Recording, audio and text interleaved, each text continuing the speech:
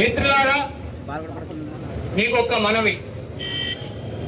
ఈరోజు మేము చాలా శాంతియుతంగా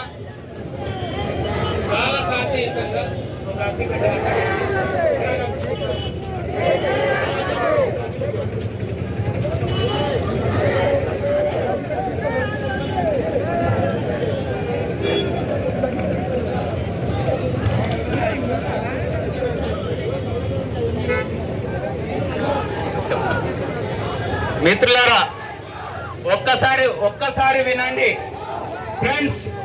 ఫ్రెండ్స్ ఒక్కసారి వినండి. దయచేసి ఒక్కసారి ఆగండి. నినాదాలు ఆపాలి. ఫ్రెండ్స్ ఒక్కసారి నినాదాలు ఆపాలి.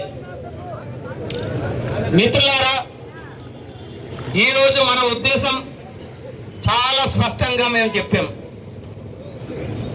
కాపుగంటి కృష్ణారావు ఒక 40 సెంటు స్థలాన్ని తీసుకొని ఎంఆర్ఓ ఆఫీస్కి పక్కనే ఎంఆర్ఓ ఆ డిటి వాళ్ళందరూ కూడా కలిసి లక్షల రూపాయలు కృష్ణారావు దగ్గర డబ్బులు తీసుకొని వాళ్ళే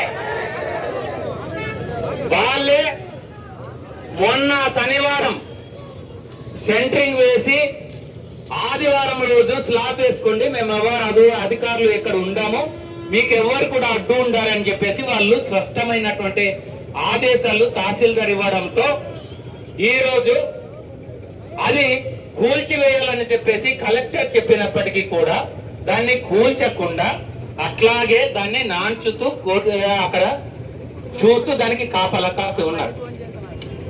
కనుక మేమన్నది కాపుగంటి కృష్ణారావు ఈరోజు వాళ్ళ బాబు నారాయణరావు పేరు మీద ఒక ఇల్లు, వాళ్ళ తమ్ముడు హరిబాబు వార్తా రిపోర్టర్, ఇక్కడ వార్తా రిపోర్టర్, అరకువేలి వార్తా రిపోర్టర్ కాపుగంటి కృష్ణారావు పేరు మీద ఒక ఇల్లు, వాళ్ళ అబ్బాయి ఒక అవినాష్ ఆయన పేరు మీద కాపుగంటి అవినాష్ పేరు మీద ఇల్లు ఉన్నది. అలాగే కృష్ణారావు పేరు మీద 2 ఇల్లు, దానికి అసెస్మెంట్ నెంబర్లు 748, 1409. ఈ నారాయణరావు ఇల్లు పేరు ఆ అసెస్మెంట్ నెంబర్ వచ్చేసి 682. కాపుగంటి హరిబాబు ఇల్లు అసెస్మెంట్ నెంబరు 681. అవినాష్ ఇల్లు 3261, అంటే 3261. దీని మీద చర్యలు తీసుకోమని అన్నాం. ఈ ఇల్లు కాకుండా 40 సెంట్లు ప్రభుత్వ స్థలాన్ని ఎంఆర్ఓ ఆఫీస్ దగ్గర పక్కనే చేస్తున్నారు. అయ్యా, మీకు కామన్ సెన్స్ నేను ఒక అడుగుతున్నాను. అంటే మీ ఇల్లుకి ఎవడైనా పక్కన మీ వీధి దగ్గర మీ వరండా దగ్గర ఎవడో వచ్చి ఒక జెండా పాతాడు అనుకోండి, ఎందుకు పాతుతున్నావా అని అంటామా లేదా? మరి ఇక్కడ దొంగన కొడుకు అవినీతి పరుడైనటువంటి అరకు తహసీల్దారు పక్కనే కదా కడుతున్నాడు, కళ్ళు పోయిందా?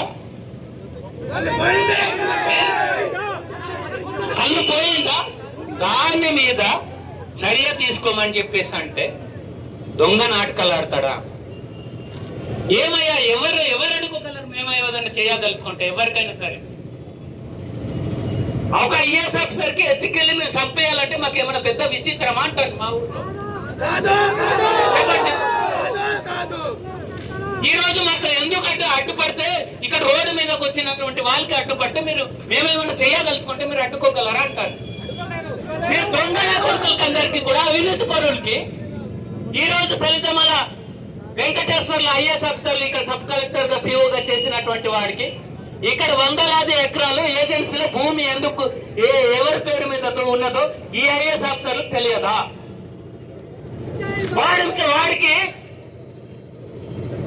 వాడికి మీరు చర్య తీసుకోరా ప్రభుత్వం?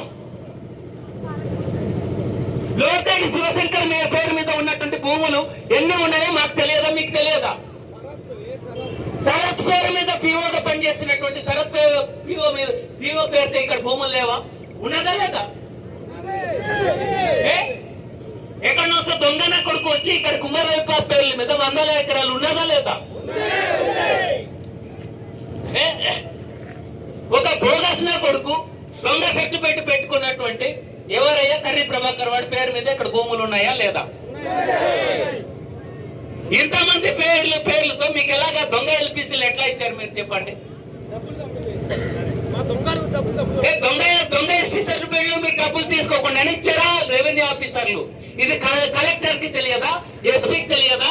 ఇక్కడ ఉన్నటువంటి ఎమ్మెల్యేలకు, ఎంపీలకి, మంత్రులకి, ప్రభుత్వానికి, సీఎం కి ఎవరికి తెలియదా? ఇక్కడ కూడా 170 చట్టం ఉన్నది. ఈ చట్టం ప్రకారంగా ఆదివాసులకు హక్కు ఉన్నది. ఈ హక్కుల్ని కాపాడాలని చెప్పేసి మా రిజర్వేషన్ల మీద ఎన్నికైనటువంటి సర్పంచులు, వార్డు మెంబర్లు, ఎంపీటీసీలు, జడ్పీటీసీలు, ఎమ్మెల్యేలు, ఎంపీలు, దొంగ నా కొడుకులంతా కూడా భూములు దొబ్బేస్తుంటే మేము అడగలుగుతా? అడగలుగుతా? ఇదిగో చెప్తున్నాం, మీరు ఇంతవరకు నాన్ ట్రైబల్స్ కూడా మీకు చాలా ఆదరిస్తున్నాం, ఆదరించి మీకు ఇక్కడ బ్రతకనిస్తున్నాం.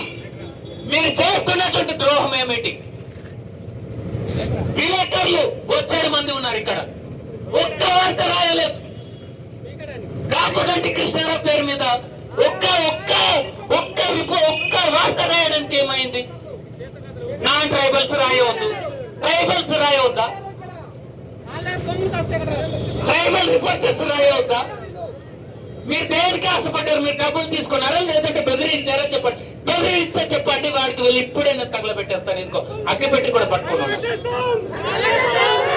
చెప్పండి, ఎవడు బెదిరించాడు నీకు చెప్పండి. ఎవడు బెదిరించాడు చెప్పండి.